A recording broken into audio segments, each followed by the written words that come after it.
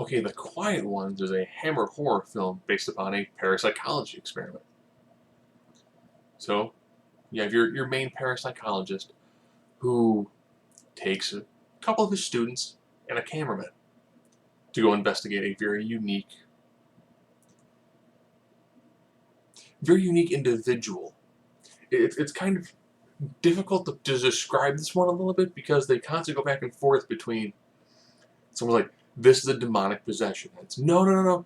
This can be explained through science, but we have to get the negative energy to make itself appear so we can try to remove it from the individual. Like, it's just a negative influence. We can remove the negative energy.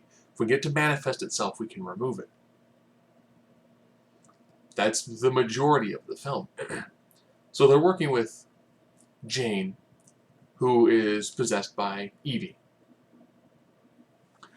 A lot of this is done through the fact there's a very, very small cast. And they do a lot of talking back and forth. So you have the people who are skeptic. I think this is all just a play. He just wants to get with her, and he's using psychoanalysis to make her fall in love with him. So if you buy into the interplay of the characters, it's a decent film. So much of the film relies on that interplay. If you find the characters to be kind of obnoxious and one-dimensional, you're going to hate this film.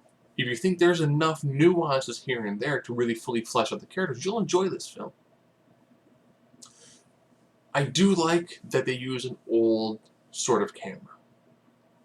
A really old school camera. So after they do certain footage, they can play it back again. It has this weird, super uber grainy feel to it.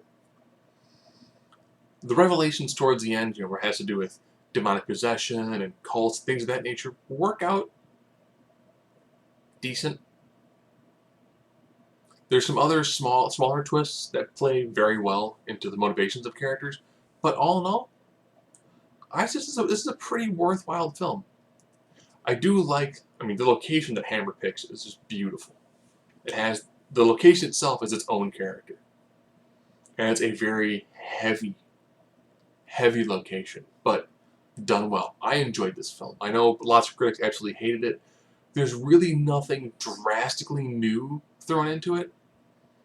It does kind of have that, not quite as vicious as Emily Rose or The Last Exorcism. There's a lot of other films that do something similar, but take it a little bit farther, and this one's a bit more on the muted side.